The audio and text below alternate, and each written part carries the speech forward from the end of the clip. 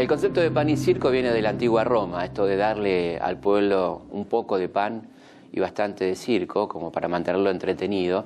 Y esto fue un poco el plan de la dictadura militar, aunque el pan ya estaba escaseando. En aquel momento empezaba el plan de ajuste de Martínez de Oz, había que ciertamente distraer a la gente. La llegada de miles de periodistas del exterior dio la posibilidad de que se conozca la acción de estas extraordinarias mujeres, las madres de Plaza de Mayo, que se juntaban todos los jueves y por primera vez son reporteadas y filmadas por una cámara no argentina, sí, las cámaras de los servicios que las filmaban todos los jueves, pero me refiero a una cámara de un canal de televisión que fue la televisión holandesa, la que sacó al aire sus quejas, su dolor, sus ruegos también. Mientras tanto, en Europa, el exilio argentino había montado una verdadera campaña, no contra la Argentina, como decía la dictadura y las revistas cómplices y los medios de comunicación cómplices, sino contra el gobierno argentino, contra esta dictadura asesina, donde se denunciaban los crímenes y se invitaba a no participar de aquel Mundial del Terror, como se llamaba por aquel entonces, este Mundial de fútbol tan gauchito como quería la dictadura. Previo al Mundial había un intento de boicot del Mundial. No a nivel de debate masivo como ocurrió ahora con los Juegos Olímpicos de Pekín, que se realizan en Pekín. Era un debate mucho más silencioso porque en realidad eran organismos minoritarios de derechos humanos, pequeños organismos de derechos humanos. Amnesty International estuvo también en la movida. ¿Qué decían? ¿Cómo se va a jugar un mundial en medio de una dictadura que está matando, torturando y desapareciendo gente?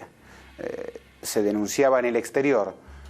El mundial se va a jugar en el estadio de River como escenario central. A solo 700 metros del estadio de River funciona el principal centro de tortura y detención y desaparición de personas de la dictadura.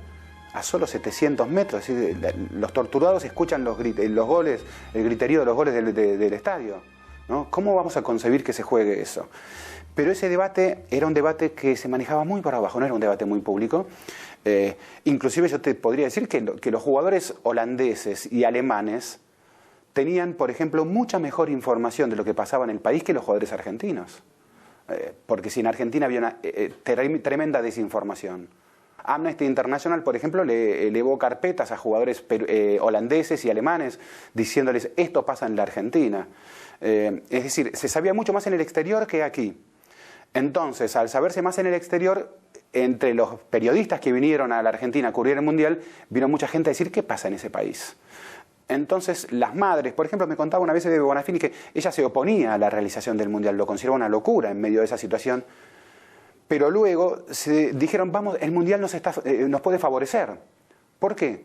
Porque por primera vez, gracias al Mundial, salieron las madres en la televisión europea, ¿no?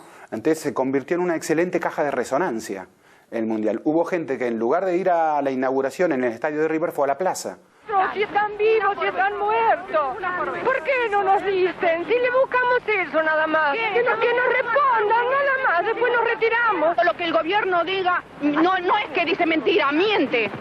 Hace 2 años que estamos así. Mi hija estaba embarazada de 5 meses cuando se la llevaron. Mi nieto tiene que haber nacido en agosto del año pasado. Hasta ahora no he podido saber nada de él. Nosotros solamente queremos saber dónde están nuestros hijos, vivos o muertos. Angustia porque no sabemos si están enfermos, si tienen frío, si tienen hambre, no sabemos nada. Y desesperación, Señor, porque ya no sabemos a quién recurrir. Consulados, embajadas, ministerios, iglesias, todas partes se nos han cerrado, todas partes se nos han cerrado las puertas. Por eso les rogamos a ustedes, son nuestra última esperanza. Por favor, ayúdennos, por favor. El papel de los medios fue siniestro. Creo que algún día, si bien muchos nos hemos dedicado a escribir y a investigar sobre el periodismo en la dictadura, algún día en el mundo se podrá hacer una comparación sobre el rol que jugaron los medios en distintas dictaduras o épocas nefastas en el mundo moderno. Y creo que la Argentina va a salir primera en el ranking, porque lo que hizo la prensa argentina en la época de la dictadura y particularmente en la época del Mundial es vergonzoso. O sea, la prensa argentina es un país donde han salido, por ejemplo, entre otras cosas, en la época del Mundial, han salido publicadas cartas falsas de jugadores de fútbol, como por ejemplo Krol de Holanda, que salió una carta publicada en la revista El Gráfico, donde él le comunicaba a su hija en una carta que acá en la Argentina las cosas estaban bien, que aquí no pasaba lo que se decía que estaba pasando en los medios europeos, y le decía a su hija en esa carta falsa, inventada por un periodista argentino, que de los fusiles de los soldados argentinos salían flores. Eso está escrito, está publicado en la revista El Gráfico. La revista El Gráfico y Editorial Atlántida nunca lo desmintieron. El hecho fue una vergüenza durante el Mundial, a tal punto que tiene que intervenir la embajada holandesa y pedir explicaciones al gobierno argentino, al gobierno de la dictadura.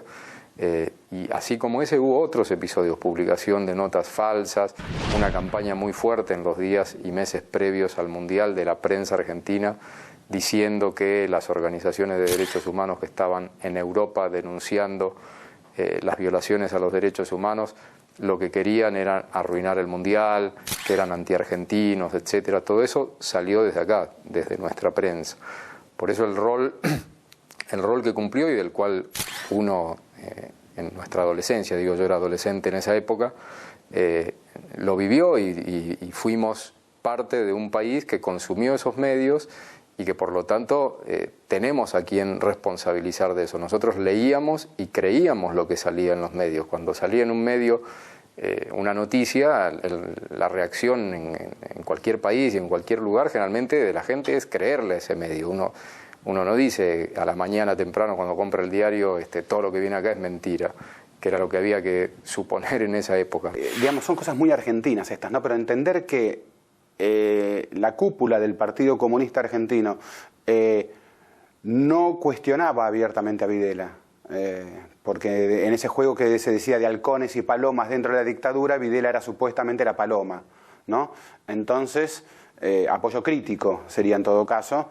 Recordemos inclusive que en aquel momento Estados Unidos era crítico de la Argentina porque estaba Jimmy Carter, denunciando las violaciones de derechos humanos, ¿no? Como para ver que la historia no siempre es blanca y negra, ¿no? Que está llena de grises. En esos momentos, si bien Estados Unidos habrá apoyado el golpe militar en la Argentina, Kissinger que estuvo en el Mundial, cuando se hace el Mundial estaba Carter de presidente, inclusive en los años siguientes, y bueno, y Argentina en un momento está más cerca de la Unión Soviética que de Estados Unidos, la dictadura militar de extrema derecha. A ver, muchos se preguntan cómo, por ejemplo, Menotti, que era un hombre de izquierda, soportó toda esa situación. Menotti era del Partido Comunista también, había estado afiliado al Partido Comunista, es decir, que por allí se podría encontrar una línea de ciertas coincidencias.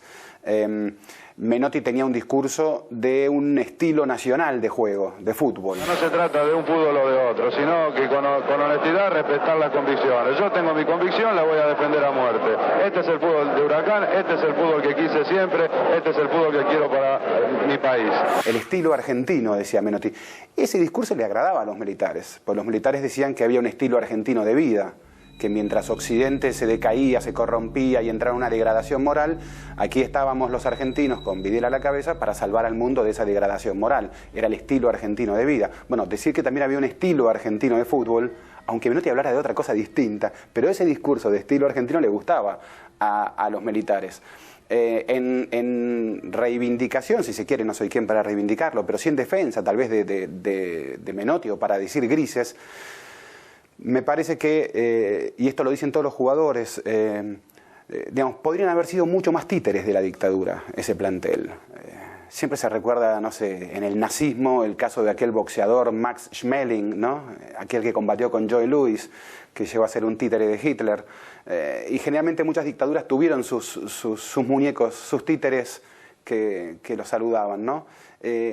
Esta selección argentina, cuando salía a la cancha, no hizo nunca un saludo para la dictadura, al palco de Videla. Saludaba a la gente.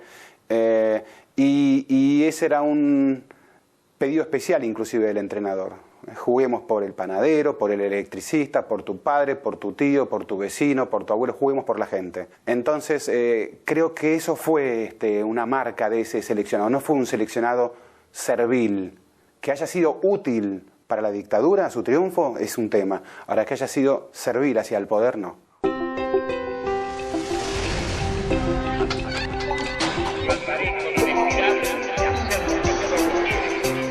Este viejo adversario despide a un amigo.